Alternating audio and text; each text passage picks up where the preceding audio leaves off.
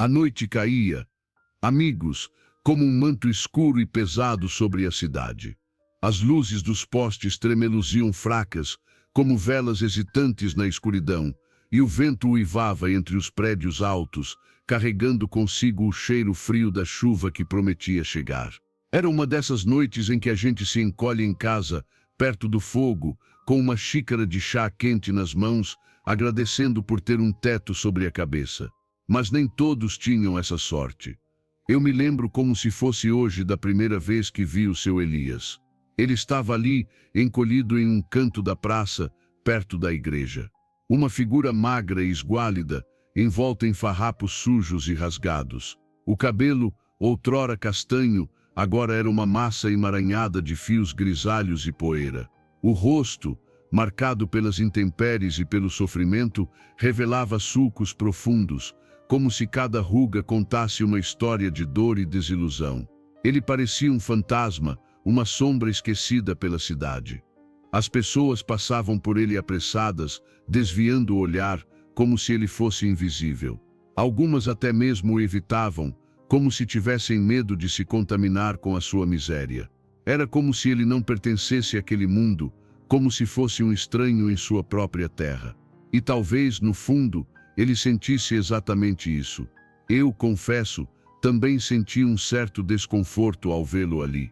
Uma mistura de pena, culpa e até mesmo um pouco de repulsa. Mas algo me impedia de simplesmente ignorá-lo. Talvez fosse a sua expressão, um misto de tristeza e resignação que me tocava o coração.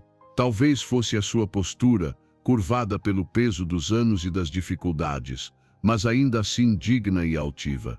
Ou talvez fosse simplesmente a minha própria consciência, me lembrando de que ele era um ser humano como eu, merecedor de respeito e compaixão. Naquela noite, eu voltava do trabalho, cansado e faminto. Tinha sido um dia difícil, cheio de problemas e contratempos. Mas ao vê-lo ali, naquele estado deplorável, meus problemas pareceram diminuir de tamanho. Senti um aperto no peito, uma vontade de fazer algo para ajudá-lo. Hesitei por um instante pensando no que dizer, no que fazer.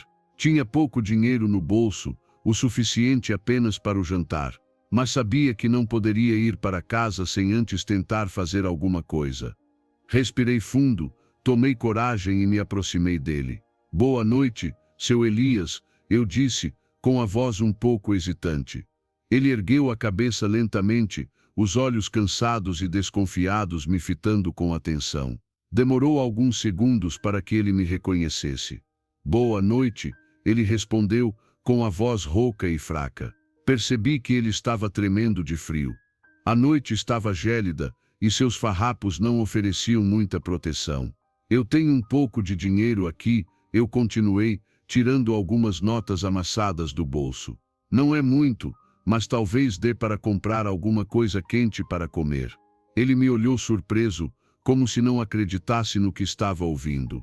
Seus olhos brilharam por um instante, como se uma pequena chama de esperança tivesse se acendido em seu interior. "Não precisa", ele murmurou, com a voz embargada. "Já estou acostumado." "Bobagem", eu respondi, insistindo. "Aceite, por favor, é de coração."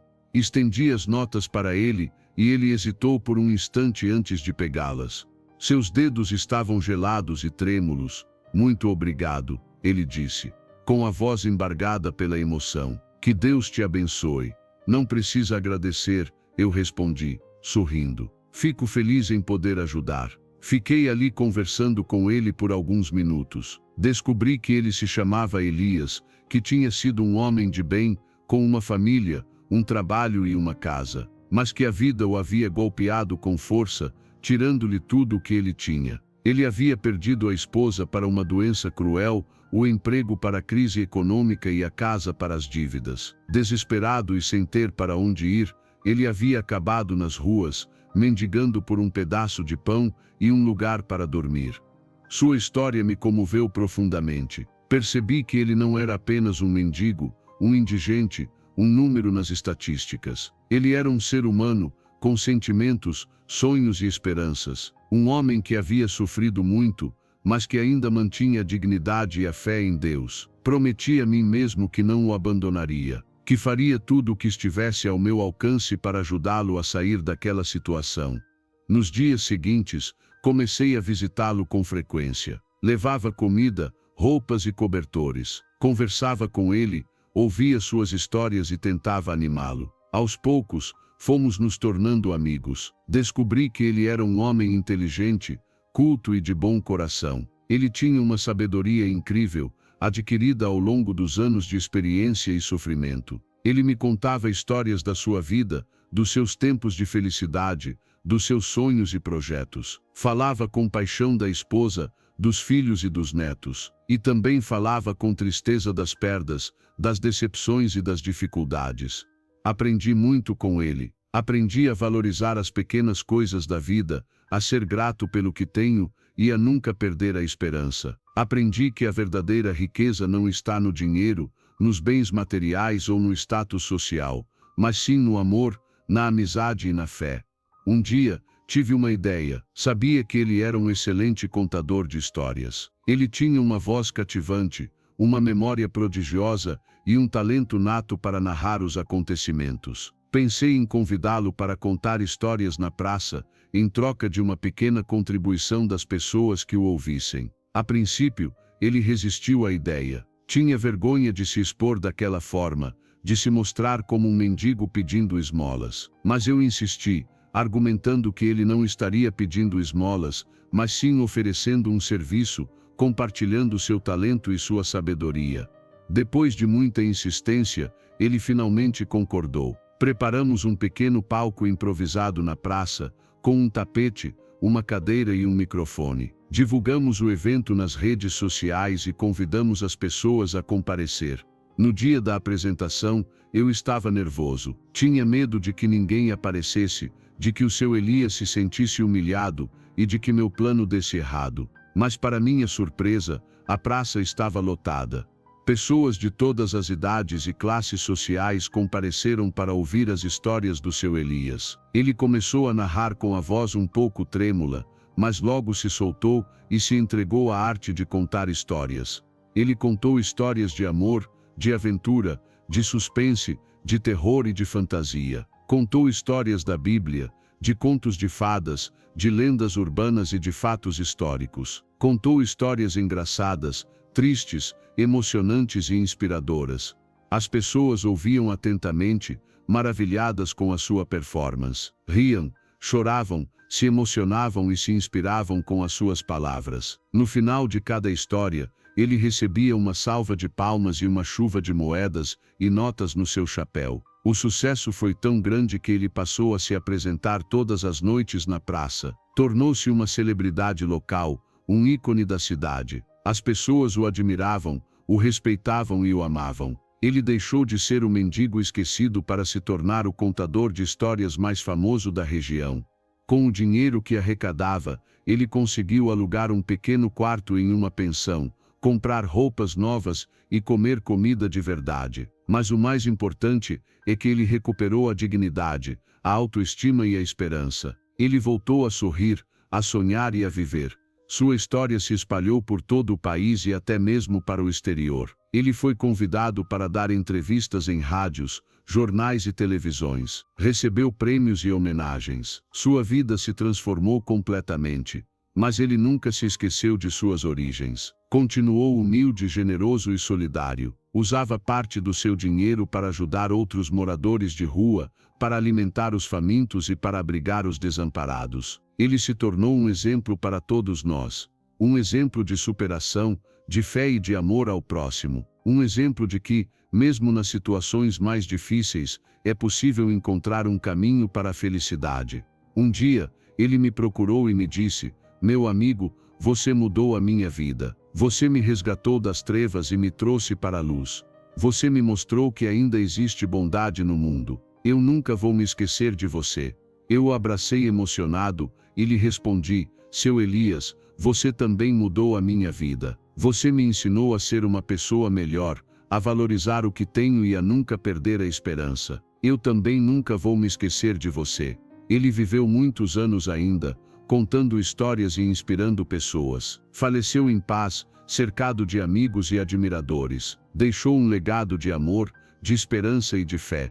E sua história continua a ser contada, de geração em geração. Uma história de um morador de rua que Deus levantou. Uma história que nos lembra que, mesmo nos momentos mais sombrios, a luz da esperança sempre pode brilhar. Uma história que nos ensina que o amor e a compaixão são as maiores forças do universo. E assim, meus amigos, termina a história do seu Elias, o morador de rua que Deus levantou. Uma história que me marcou profundamente e que me inspira a ser uma pessoa melhor a cada dia. Que essa história possa inspirar vocês também a fazer a diferença no mundo e a levar a esperança a todos aqueles que precisam. Porque no final das contas, é isso que importa.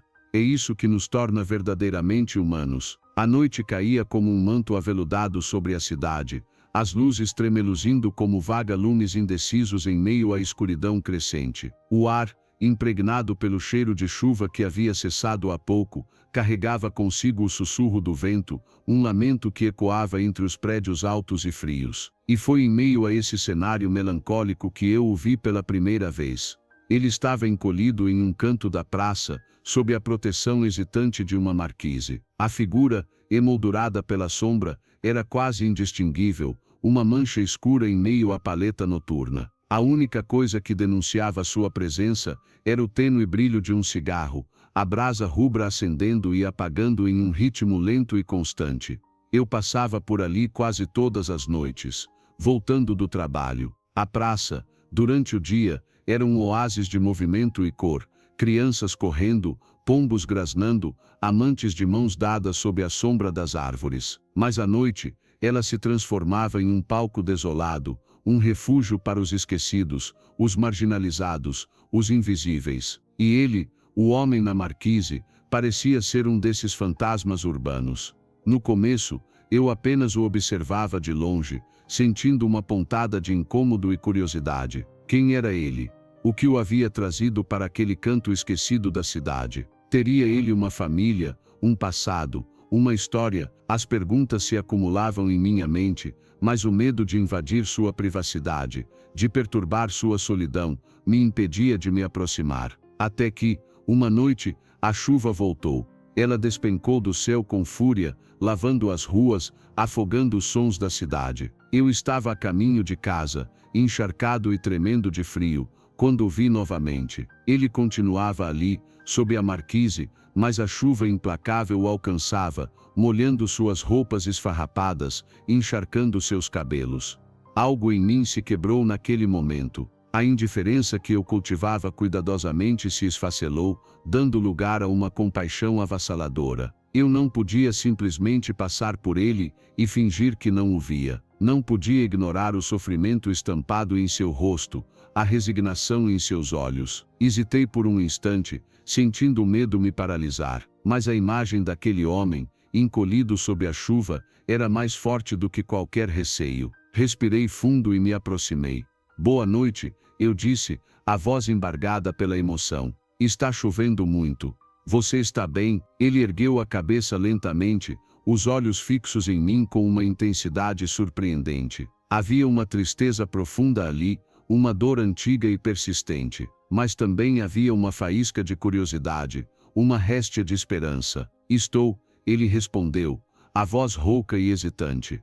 Estou como sempre. Não era uma resposta tranquilizadora, mas era um começo. Sentei-me ao seu lado, sob a marquise, sentindo a água fria escorrer pelo meu rosto. Permanecemos em silêncio por um longo tempo, apenas ouvindo o som da chuva e o sussurro do vento. Finalmente, ele quebrou o silêncio. Meu nome é Elias, ele disse, a voz quase inaudível. Eu sou Lucas, respondi. E assim, sob a chuva torrencial, começou uma amizade improvável. Nas noites seguintes, eu o encontrava na praça. Levava comida, cigarros, às vezes um cobertor. Conversávamos sobre tudo e sobre nada, sobre o tempo, sobre a cidade, sobre a vida. Ele era um homem inteligente e culto, com uma memória impressionante e uma capacidade incrível de observar o mundo ao seu redor. Aos poucos, ele começou a se abrir, a compartilhar comigo fragmentos de seu passado. Falou de uma infância feliz em uma pequena cidade do interior,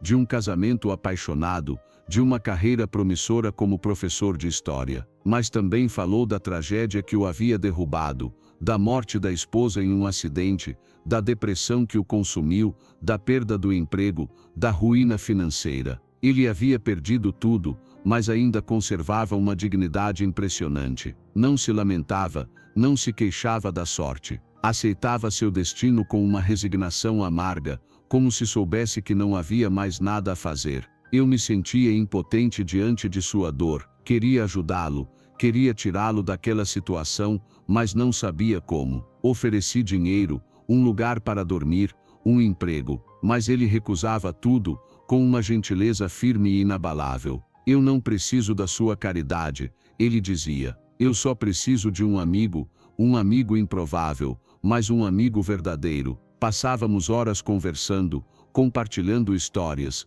rindo e chorando juntos. Ele me ensinou muito sobre a vida, sobre a importância da humildade, da compaixão, da esperança. Eu comecei a vê-lo de uma forma diferente, não mais como um morador de rua, um marginalizado, um invisível, mas como um ser humano, com uma história rica e complexa, com uma alma ferida mas resiliente. Elias me mostrou que a verdadeira riqueza não está nos bens materiais, mas nos laços que construímos, no amor que compartilhamos, na esperança que cultivamos. Ele me ensinou que, mesmo nos momentos mais sombrios, sempre há uma luz, por menor que seja, que pode nos guiar. Um dia, ele me contou um sonho estranho e vívido, em que ele se via caminhando por um campo florido, sob um sol radiante. No final do campo, havia uma casa pequena e acolhedora, com uma varanda florida e uma luz acesa na janela. Uma voz o chamava para entrar, prometendo paz e descanso.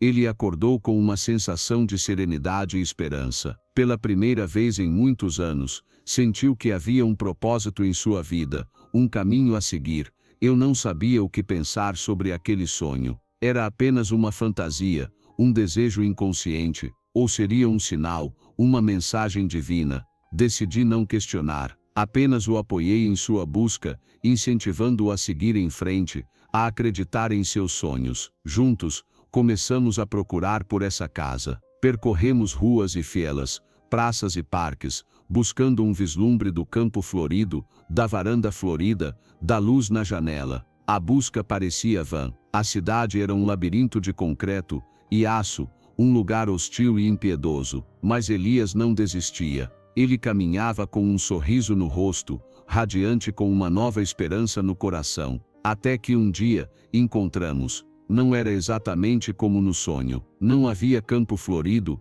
nem varanda florida, mas havia uma casa pequena e acolhedora, escondida em um beco esquecido. A casa era simples e humilde, com paredes descascadas e janelas empoeiradas. Mas havia algo ali, uma aura de paz e serenidade, que me tocou profundamente. Elias parou em frente à casa, os olhos marejados de lágrimas. Ele respirou fundo, como se estivesse se preparando para um momento decisivo. É aqui, ele disse, a voz embargada pela emoção. Esta é a casa do meu sonho. Hesitei por um instante. Teria ele enlouquecido? Estaria se iludindo com uma fantasia, mas ao olhar em seus olhos, vi uma certeza inabalável, uma fé profunda e inabalável. Decidi confiar nele, acreditar em seu sonho. Juntos, batemos na porta da casa. Uma mulher idosa abriu a porta, os olhos cheios de bondade e sabedoria. Ela sorriu para nós, como se estivesse nos esperando. Bem-vindos, ela disse, a voz suave e acolhedora. Eu estava esperando por vocês. Entramos na casa, um pequeno centro de acolhimento para pessoas em situação de vulnerabilidade. O lugar era simples e aconchegante, decorado com flores e quadros coloridos. Havia um cheiro delicioso de comida caseira no ar. Elias se sentiu em casa. Ele encontrou ali um refúgio, um lugar para recomeçar, uma família para amar e ser amado. Ele começou a trabalhar no centro de acolhimento, ajudando outros moradores de rua, compartilhando sua história, oferecendo esperança e apoio. Ele se tornou uma inspiração para todos, um exemplo de resiliência e fé. Eu o visitava sempre que podia. Conversávamos, ríamos, chorávamos juntos. Ele me contava sobre seus novos amigos, sobre seus projetos, sobre seus sonhos. Ele estava feliz. Finalmente havia encontrado a paz que tanto buscava. Um dia, ele me disse algo que nunca esquecerei. Deus me levantou do pó. Ele disse, os olhos brilhando com gratidão. Ele me deu uma nova chance, uma nova vida, e eu sou grato por isso. Elias faleceu alguns anos depois, em paz e serenidade, cercado pelo amor de seus amigos e familiares. Sua história se tornou uma lenda na cidade, um exemplo de como a fé e a esperança podem transformar vidas. Eu nunca me esquecerei dele. Ele foi meu amigo, meu mentor, meu irmão. Ele me ensinou muito sobre a vida, sobre o amor, sobre a fé, e ele me mostrou que mesmo nos lugares mais improváveis, Deus pode levantar um homem do pó e transformá-lo em um exemplo de esperança para o mundo.